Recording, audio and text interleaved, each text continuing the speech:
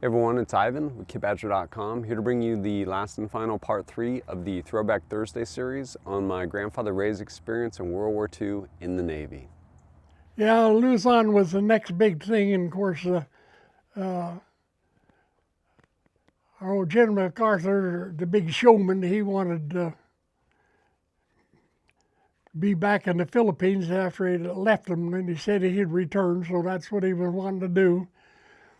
So anyway, we got the invasion fleet, and this carriers are in there, and our 6 carriers was operating to give them air support to the troops going ashore. And just about dark, here come a bunch of suicide planes. Well, they picked their time to come in because they're extremely hard to see when it's almost dark, and they can see you pretty easy because you got your wake behind you and what have you. Anyway,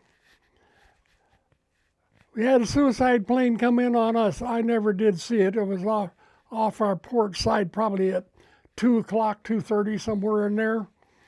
And I could tell the automatic weapons kept shooting and shooting and shooting, and I knew, man, they haven't got him, or they would have had him by now. And about that time, that thought went through my head. The ship shuddered, and we'd taken a suicide plane right at the waterline, tore a hole there 17 feet long, and I don't know how deep. But anyway, of course, taking on water, there was a little fire and what have you. And the ship started listing, and anyway, we was on our gun, we was on our battle station, and we stayed there. And we, of course, when we got hit, and then the water flooded and shorted, it blew up our big main electric panel set up there. And it just exploded and killed the electrician, set him on fire that was standing there. That was his battle station. Guys tried to help him, but they couldn't do nothing for him. And so we had lost complete communication with anybody, but we was on our gun. That was our battle station. And so we just sat there and kept watching for suicide planes. And the gun captain told us that, he couldn't talk to anybody, but he kept us on the gun. And this went on for a while, and pretty soon here come a lieutenant or an ensign come through the back hatch and came out. Watertight integrity was set, came out, said, "What are you guys doing here?" And we said, the gun captain said, "Why, what do you mean?" He said, "We've been abandoning ship for 20 minutes. Well, the wind was blowing the ship. We was dead in the water, and those guys were up there, and we was, we didn't see anybody in the water. So anyhow, the gun captain says, "Okay," and we started to get off of the gun, and just about that time, here comes some guys carrying a stretcher out of that hatch. Carrying the stretcher out, and so the gun captain says, "Get back on the gun, we'll cover them getting this wounded guy off." So we got back on our gun, sitting there, and the destroyer come alongside of us and rubbed the bow right up against our stern there, kind of on the side of the stern. A lot of metal grinding and what have you. Anyway, they passed the stretcher over. Some of the guys there after the stretcher went over, they got on the destroyer. So anyway, the destroyer broke away from us because it was getting tore up pretty bad, and metal to metal there in the surging ocean. And so then the gun captain says, "All right, let's go." So we went to the low side of the ship, was listing, low side of the ship. And when I was on my battle station, I always had a kapok jacket on, because when I was on the Portland, that's the first thing the Marines told me was, keep a kapok jacket on you, because when this small shrapnel falls down, it kind of gives you some kind of protection from your body. It kind of protects you from that anti-aircraft fire stuff. So I always did that. And of course, they had a helmet. You took that off before you jump overboard. But anyway, I had that on, and there was an extra one laying there on the gun, so I grabbed it. And then we always wore a belt 24/7, except in our bunk. The one that goes around your waist has a couple of cartridges you squeeze. So when I left the ship, I had 3 flotation devices. And I went into the water, and this is in the South China Sea. And I wasn't there too long, and there was a light on my life jacket. So I turned it on. That was the only light on in the whole world. And when the whale boats from destroyers was picking guys up, and it was dark. Anyway, when that light come on, they started hollering, "Turn off that light! Turn off that light!" So anyhow, they came alongside me. I got the light turned off and dragged me up into the boat. Well, there was an officer in charge of the whale boat there. "What the hell was you with that light on out there?" And I says to him, "Yeah, I was the one in the water, not you." So he didn't say anymore. But anyway, went around, picked up. Well, it's pitch black because all invasions, you don't have no moonlight. You go in when it's dark. So you can't see your hand in front of you. And anyway, this motor whaleboat, we end up alongside of the destroyer Smith. And they got a Jacob's ladder down the side, so we go up there where you can't see anything. So they had a chain of the sailors on their boat lined up, and they just take us by hand, led us along the deck, and then through the blackout curtains. So I got through the blackout curtains. I was down in there, and it was in a bunk. I was in a bunk room, and so the guys finally, when all the guys was loaded and they were all down there, this chief comes through and he says to me, he says, "Get up in that bunk."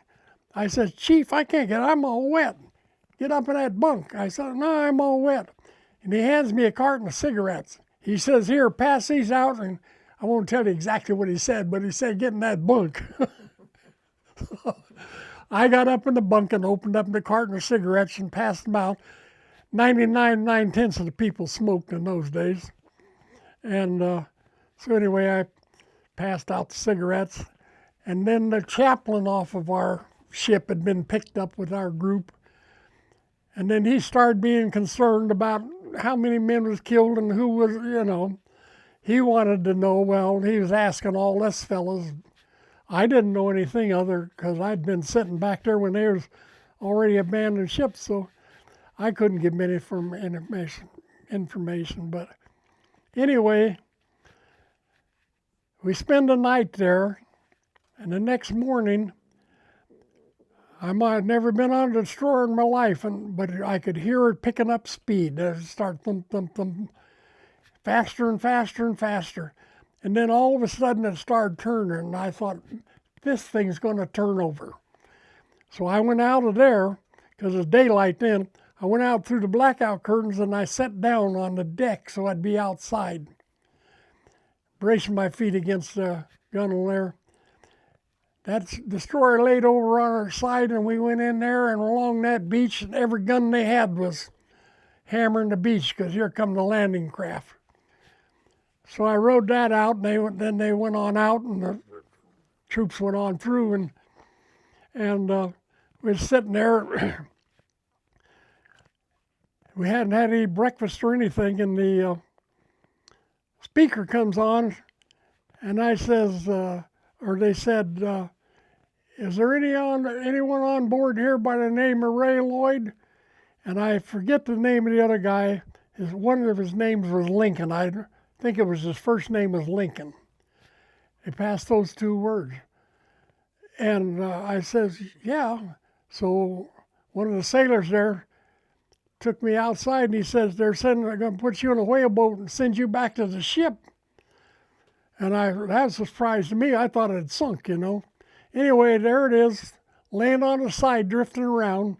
The whole war going on over here. So they run us over there in the motor whaleboat.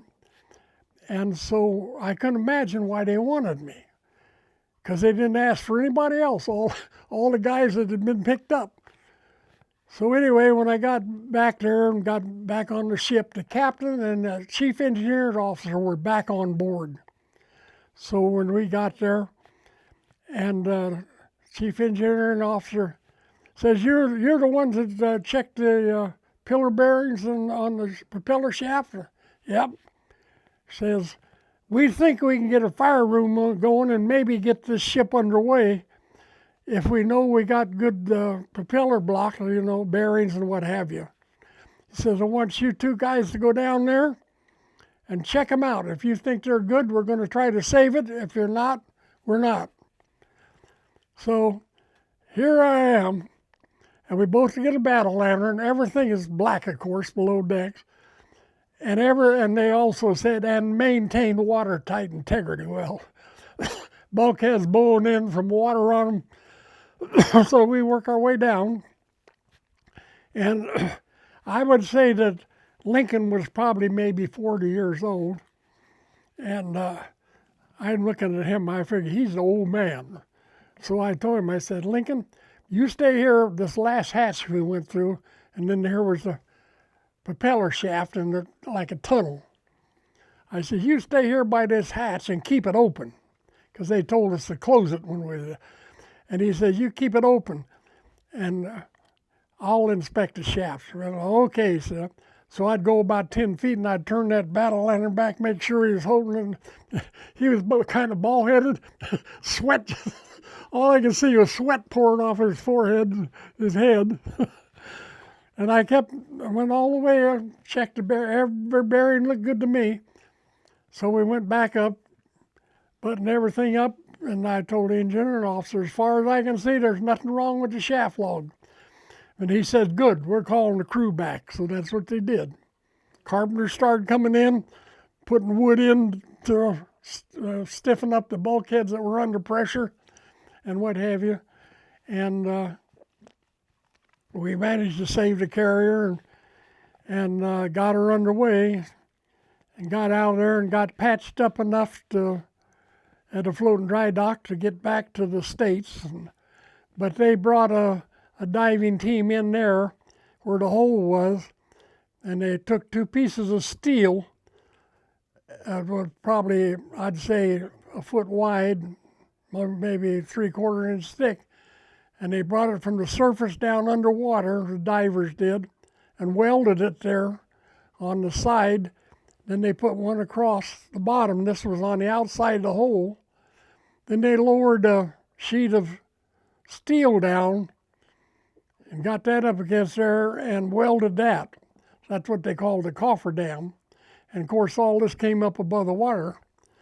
And after they did that, then they threw pumps in there and what have you, and they pumped the water out of us. Then we got back on a even keel again, and then we got to floating dry dock. They repaired us enough to go back to the States. We came back to the States and got fixed up, and then we went back out to Hawaii, and then we went to Inuiatok, and I got transferred off at Inuiatok. And I went to where the receiving ship was just a big barge. What it more boiled down to is a floating hotel. And I stayed on there for a day or two anyway, took my orders, and they had the whole fleet there. Says, what ship do you want to go on? And I told them APA 96, but my brother was on that ship, so they wouldn't let me go aboard that one.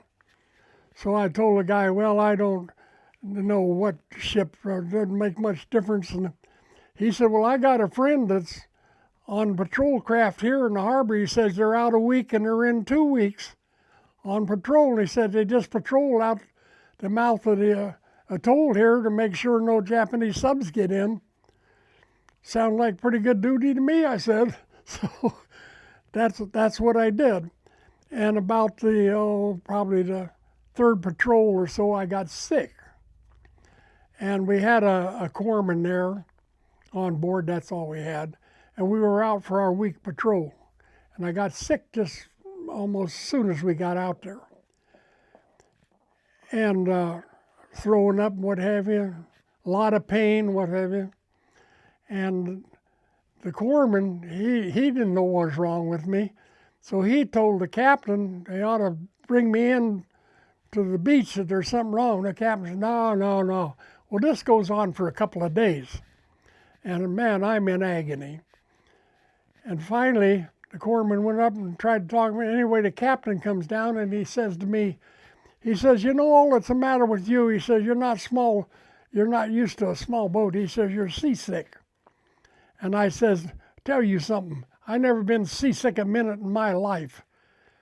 And he looked at me for a second and walked off, and I figured, well, that's that. Anyway, he radioed in. They sent a PT boat out. They put me in a stretcher, tied me down in that stretcher. And then the PT boat comes alongside, and they're trying to get me off the subchaser onto that. And here I can't even move. I'm in that stretcher, and I figure, well, if they drop me, this is the end of it. But anyway, they got me over on the PT boat, and I was already hurting, but once they got me over there on that PT boat, they turned that thing wide open. And I mean, the bam, bam, bam, and every bam was like somebody putting a knife in me.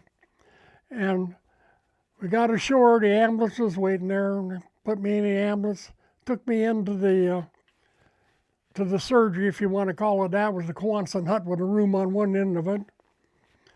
And laid me out on the table, and a couple of doctors, I guess they were, and some corpsmen was around me. This doctor pushed down on my stomach and let go, and I let out a yelp and sat straight up on the table. He pushed me back down. He says, prepping for surgery. So in those days, they gave you a spinal. And I don't know if anybody knows what a spinal is, but that's a shot in your spine somewhere that's supposed to numb you from your on down. Well, anyway, they opened me up, and my appendix had already burst. And they operated on me, sprinkled sulfazole powder and all that stuff in me. And every time he'd pull on my stomach, it felt like he was tearing my lungs out. And anyway, they got me sewed up, and they had a big drain of surgical material folded back and forth, stuck in this hole in my side. Took me out of surgery and put me in Sickbay. And then they came over and they had a hose, rubber hose. They shoved down my nose, down my throat, into my stomach. They had 2 5-gallon water jugs on a deal that could turn like this that would create a vacuum and suck this poison out of me because my appendix had burst and I had peritonitis. And that tube would fill up with that green stuff, and then they'd flip it over again and suck some more out of me. This went on 24/7. And finally, about the 3rd or 4th day, my throat was like raw, and I hadn't had any sleep to speak of. And the doctor come by, and I told him, I says, I can't stand this hose any longer. And he said, well, you got to have that in you, because he says, you're full of poison, and you got to get it out of your stomach because it can kill you. So anyway, it went on for another day or so, and then finally I told him, I can't take any more of it. So he said, I'll make you a deal. He says, I'll take the hose out if you promise if you throw up, we can put it back in. I said, you got a deal. So anyway, he took the hose out. And man, I started getting sick to my stomach, and I was fighting and fighting. I didn't want to throw up. And pretty soon everything went the other way. So anyway, I didn't have to have the hose back. Stuff there was going the other way. So the doctor come by a couple of days later again, and I told him, I said, I want to thank you for saving my life. And he says, I didn't save your life. He said, penicillin saved you. He said, if it hadn't been for penicillin, you'd have been dead. So anyway, that was that. And I stayed there, and I got back on the ship, and the war was over on the subchaser. So then they got orders to escort troop ships and stuff to Japan. So the captain told the corpsman, he's not going and neither are you. So he put both of us on Inuitok and orders for us to go back to the States. So that's what we did. I got back to the States. By the time I got back to the States, the corpsman and I, that drain that they'd put in my side, every day he would pull out one fold. And that's why they sent him with me. And I don't know how many folds I had in there, but probably 30 or 40. That was a big chunk of rubber. And he'd pull a fold out each day and rebandage it. Sometimes he'd rebandage me twice a day. And we finally got back to the States on a ship and went into, let's see, it wasn't San Diego, it was up in Santa Barbara area, in that area somewhere. And we got off the ship and went over to the Navy stuff. And I suppose it took probably a week because being the war was over. My enlistment was up, by the way. And I went through the discharge stuff. And they tried to talk us guys into re-enlisting before they got discharged. But I didn't see many takers, I'll tell you that. And I wasn't one of them. So anyway, I got out of the Navy and I went back to Bakersfield, my hometown, and stayed there till I got married and left and moved over to the coast, Grover Beach. I think that's about the end of the story.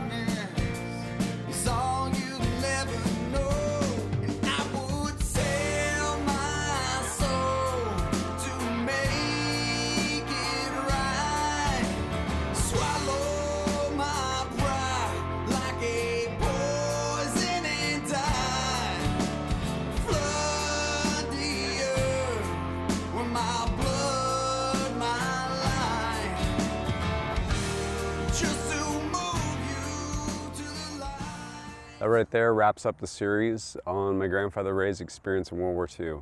It's amazing to be able to talk to those people, and there are not many World War II veterans around anymore.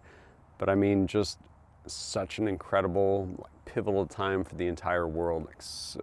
Like our history was written by those men at that time, and it's incredible. Definitely grateful for all of those people. But as always, thanks for joining us at KidBadger.com. Look forward to seeing you next time.